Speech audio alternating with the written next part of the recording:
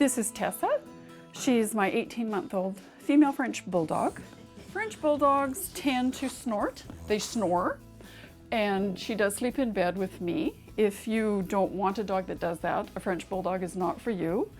They generally live a long, healthy life if looked after properly, and you buy from a person that knows their stuff. They can be easily prone for pneumonia because of their brachycephalic face. They can develop acne if they're on the wrong food. If their tail is not correct, they can develop issues with their spine. But other than those things, buying from a reputable breeder, you can avoid those problems. And 14 to 16 is an average lifespan for a healthy French Bulldog that's been bred with care. They do shed, so for those with allergies, it wouldn't be a breed for them. But they're just sweet dogs, full of love and joy. She's easy to house train, very clean that way. She's just been a perfect dog. French Bulldogs, in my opinion, would not be suited to an overly active home. They're not really athletic. They're more a designer dog, so to speak. They love long naps, cuddles on the couch, and given lots of love. Words with Mayor McKay. A report to City Council at a recent Committee of the Whole meeting indicated that tech crime is up in Nanaimo, and it's something that the city needs to address. Let's start with what is tech crime. How is that defined? Well, tech crime are scams, number one. I don't know if you realize or not, but the city of Nanaimo gets 450,000 emails into its server every day. And of that, about 28,000 actually get through. The rest of them are scams. And scams and spam, and it's really quite amazing the amount of stuff that's out there. You know, I've had 3 emails this morning from Netflix that my account has been suspended, and I don't even have an account on Netflix. They're just phishing to try to get into your wallets, so be careful. So is this crime being generated in Nanaimo? How is this a Nanaimo problem? Well, there's not only crime being generated here, but there's also other issues with respect to crime in Nanaimo with computers. Child porn is a worrisome problem in Nanaimo, not only downloading, but also distribution. And it's more prevalent than you know. And what are we doing about it? More officers being brought in to work specifically in that area? As it stands right now, some of these crimes are sort of off the corner of the desk. The superintendent of the RCMP has said, look, it's time. We have to get more resources in order for us to bring some of these items to the forefront, because we just don't have the resources right now. And I imagine that's easier said than done. What are some of the things that have to be overcome to make that actually happen? Well, one of the things that we do is right now we only budget for about 96% of the RCMP budget. So if we were to budget for 100% and actually over allocate, we could end up with 100% of our allotment. But that means a slight increase in our budget for them, because we've always known that they can't give us any more than 96%, because it takes a long time to get an RCMP officer into Nanaimo, and when one leaves, it takes a long time to replace. So to try and pull up some of those issues, in addition to which there's a lot of work being done on overtime right now, we've got to change that. It doesn't make any sense to pay somebody twice their salary when you can get 2 people for the same price. So we've got to start looking at reallocating those resources. It's easy to think internally and externally that Nanaimo has a lot of bad stuff happening, because that's what we see in the headlines, but that's what gets reported. How are we doing in relation to other communities our size as far as the volume of crime? Well, on crime stats, we're actually down considerably from what we were 5 years ago. 5 years ago, in an average year, we'd see 50,000 files opened on crime issues. Now we're down to about 37,000. However, issues respecting mental health are up considerably. So we need to think outside the box, perhaps initiate, for example, a special car that has a social and mental health worker in it, because RCMP aren't trained for that. So you just can't help but think that they're not doing as good a job as they could if they had somebody with them that was an expert in the field. It would really help out.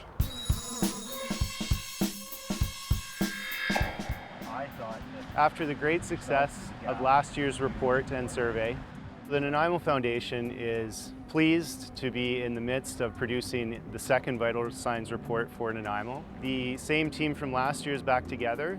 The lead sponsor is Island Savings. We've got the United Way of Central and Northern Vancouver Island and the City of Nanaimo. We all have different strengths and we have different knowledge bases in the community.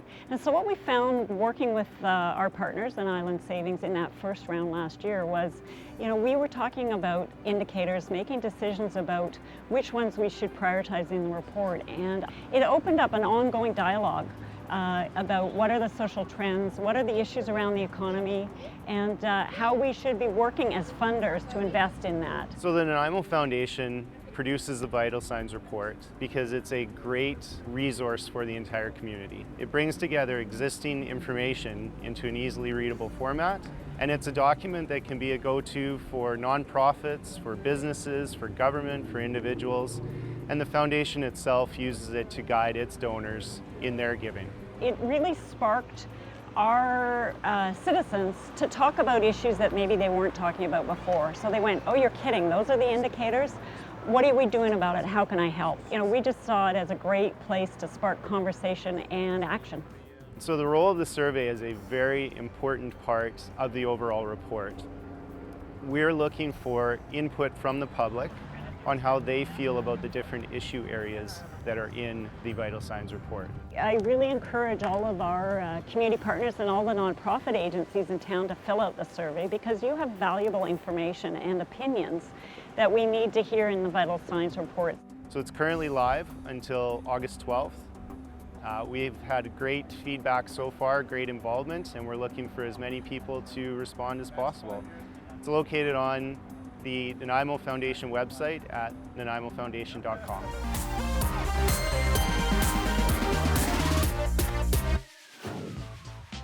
It's always a great day to be hanging out at one of the epicenters of great beer in Canada, of course, the Longwood Brewery in Nanaimo. But today we're not just talking about beer, we're also going to talk about music. And I have two gentlemen also involved in the epicenter of music here in Nanaimo, Mr. Andrew Roberts and Dave St. Jean. And we're talking about the first ever Longwoodstock, a great concert event happening here in the backyard of Longwood. So Dave, tell us a little bit about this event, how it came together.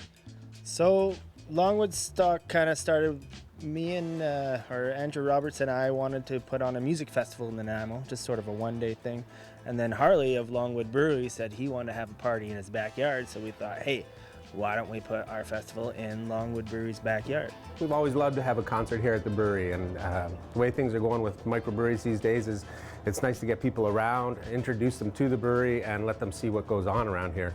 And of course, we love music, and there's lots of great bands on the island in Nanaimo and local areas, so what's better than to bring them together with great beer, great food, and good times. I've been doing a lot of shows over the years, 10 years, and I've always wanted to put on an outdoor show. Couldn't do it without some help though, so when Dave came along, I was totally on board.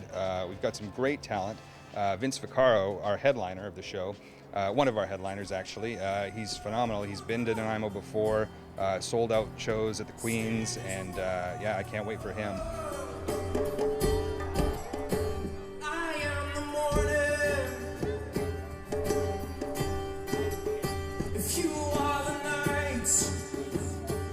We also have Love Coast, also from Vancouver, and they are a great band too, like just a great mix, great live show. Do you wanna dance, baby? You cover this room in lights, like you're the only person. We also have Nanaimo's own Dope Soda. They're a lot of fun too. And of course it stars Dave St. Jean and some other guy holding the microphone.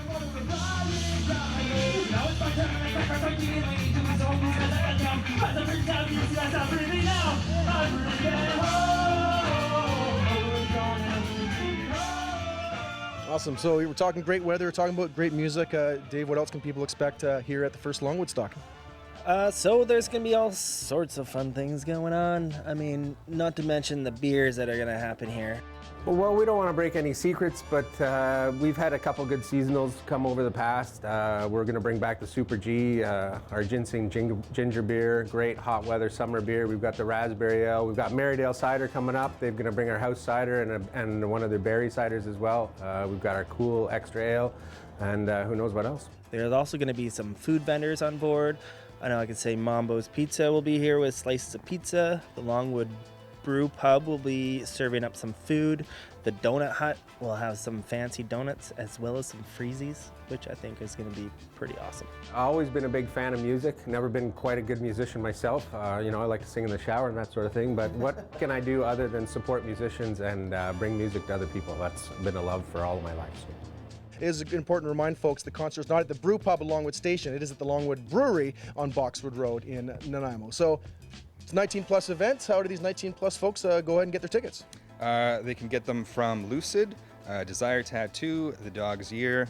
They can also get them online at ticketzone.com, as well as the Longwood Brewery and the Longwood Brew Pub.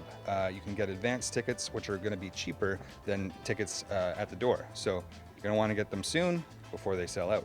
Also, I heard with every ticket purchased, you get to dunk Matt in one of these little vats over here. So, you know, that's an added bonus too. So, yeah. Well, I gotta say, I'm probably a bit fan of doing that. So there you go. So get to Dunk Me, see some great bands, some great DJs, food, beverage, and much, much more. It's the first ever. It's not Woodstock. It's Longwoodstock at the Longwood Brewery on Boxwood Road, Saturday, August the 15th, going from 1 p.m. until 8:30 p.m. And now this is the longest time I've ever actually been at this brewery without having a beer. So Dave, hook me up. Got one here, great for you, buddy. Thanks, brother. Cheers.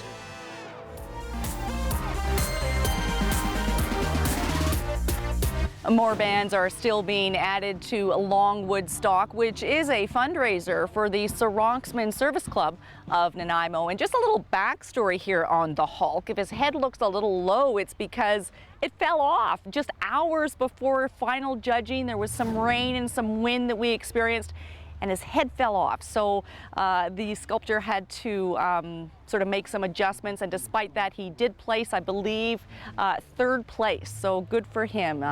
Lots of backstories behind every one of the sculptures here at the 33rd Annual Canadian Open Sand Sculpting Exhibition and Competition. We're going to continue with a little mini beer theme that we've got going here. Hired Guns Creative is a local design team in Nanaimo, and they're making quite a name for themselves in the area of labels for handcrafted brews and spirits. Here's Jocelyn Maui.